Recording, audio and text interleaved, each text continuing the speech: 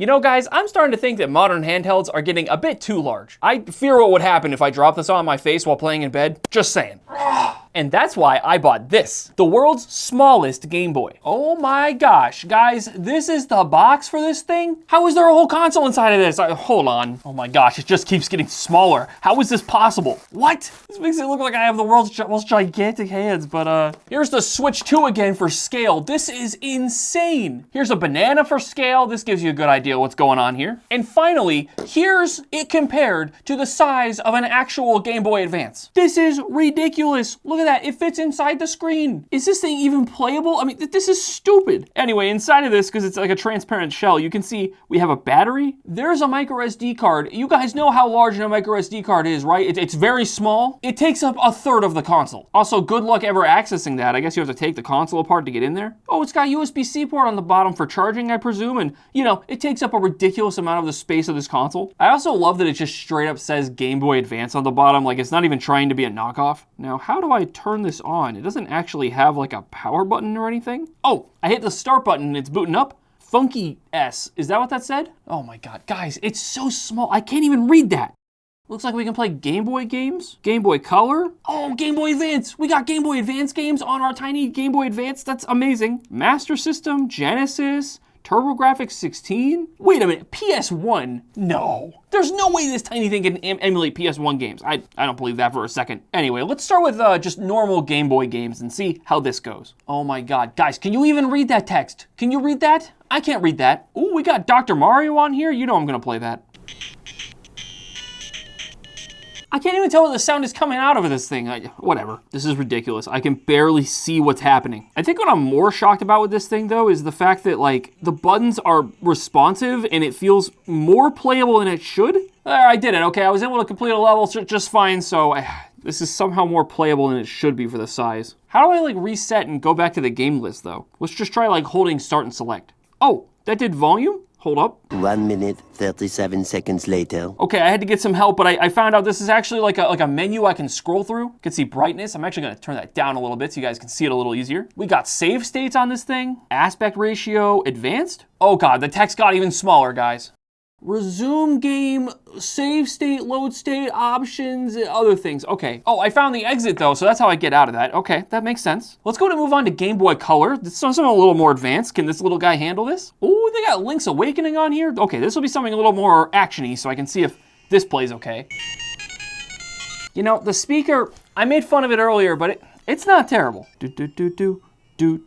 All right, we're in the game, and like, the text is almost illegible. I mean, just like, look at how small this inventory screen is. This is ridiculous. But again, in terms of playability, I think if you already were playing a game you knew what to do in, you actually could play and finish it on this, which is more than I would have expected. And the screen, I gotta say, it's pretty decent. It looks shockingly sharp for how tiny it is, and yeah, it's displaying this Game Boy Color game just fine. I'm also not even noticing any like slowdown or anything. But you know what that means, guys? That means I gotta move on to Game Boy Advance. If we can play Game Boy Advance games on this tiny Game Boy Advance, I'm gonna be very impressed.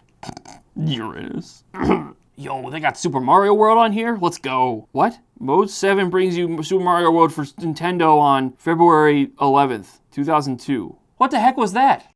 I have no idea, but we're in the game now. Guys, look at that text. You're not reading that. Singing a comfortable, you have to be playing like this close to your eyes to read that. Oh God, jeez. Okay, we're playing a more action-intensive game and I'm having a little more trouble. Let's try that again. I think you can get used to playing on this though, surprisingly. Yeah, I'm making it a little farther now, so I'm slowly getting used to the tiny controls. They're really not bad, frankly.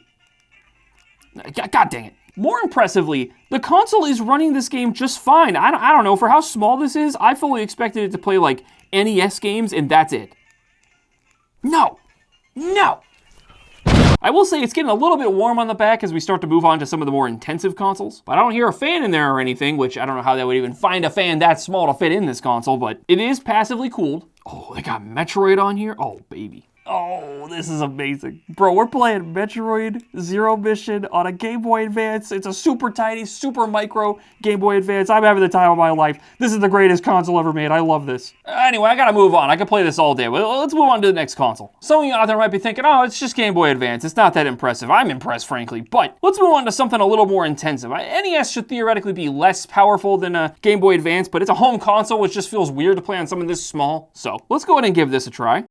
Yo, they got NES Tetris on here. This is the best version of Tetris. Okay, I see a little bit of a problem. The bottom part of the screen is kind of cut off. You can sort of see it there, but if I lift up the console to hold it at like a normal level, I just can no longer see that bottom row. Can I fix that in the settings? I might be able to. Aspect ratio was on cropped. Maybe that was why? What if I try scaled? Oh, that kind of works, but now it's so small. There's something just so fun about this console because it's a challenge to play on it, but that's the joke. That's the fun. Anyway, so yeah, I can handle NES games just fine. Let's go ahead and move on to Super Nintendo next. See, now we're getting to the power level where I'll be genuinely impressed if this thing can play Super Nintendo games without any issues.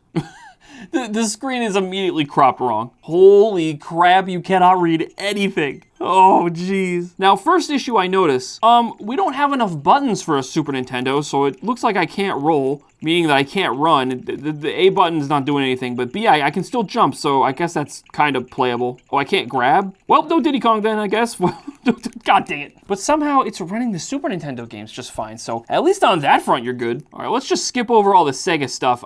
We gotta go to something crazy now, right? Like, how in the world is this gonna play PlayStation games? This has some kind of weird Japanese version of Symphony of the Night? Let's launch it up. I gotta know what this is. These speakers cannot handle PS1 quality. Honestly, I kind of expected the console, I'm just watching an FMV right now, right? But I would have expected the console to already be running into problems, but it's playing back just fine. Can we really play PS1 games off of something this small? I don't believe it. Ba, da, da. In this game, I think you mostly just use two buttons, so maybe it'll control okay? We'll see. Guys, this is actually working. You gotta be joking. I can't whip because I don't have the button for that, so I get to slide into things. Whee! I'm not noticing any slowdown or anything though somehow, so that's impressive. Anyway, the Castlevania Symphony of the Night is kind of a 2D game, so I feel like it's sort of cheating. Let's try an actual 3D title next. All right, here we go. This should be a little bit of a better test. We got Final Doom here, and my buttons don't shoot, so I can't play Doom. But in terms of running, it's not bad at all. I feel like this game had a bit of slowdown on the actual hardware, so in terms of performance, I feel like this is actually not bad at all. Well, either way, guys, this thing is crazy in terms of the emulation power. Let's go ahead and shut it down, and I'll see if I can carefully take this thing apart without breaking anything. Some of the pieces here are falling out already, but that's okay. No, geez, stay together, don't fall apart. I just want to know what's going on the inside of this thing. On the back side here, as you guys can tell, we have a big old battery, or big for this thing. It's a 450 milliamp hours. Here's our SD card. How big is this? 128 gigabytes. That's not bad. That's plenty of storage for this guy. And then I'm going to be very careful here because I think the screen might be glued in place and it's connected to a very, very thin ribbon cable. But on the other side of this guy, you can see we actually have a fairly large chip. Again, large for the size of this console, along with our very tiny button pads and some other random stuff going on there. It's actually a fair amount of electronics, I will say, for how small this console really is. Either way though, guys, let me know what you think of this console. I am super impressed with this thing. Did someone out there make an even smaller Game Boy Advance? I have to know. Click the video right here if you want to see a video involving an AI-generated Game Boy Advance. And I hope you enjoyed this one. I will see you next time. Bye-bye.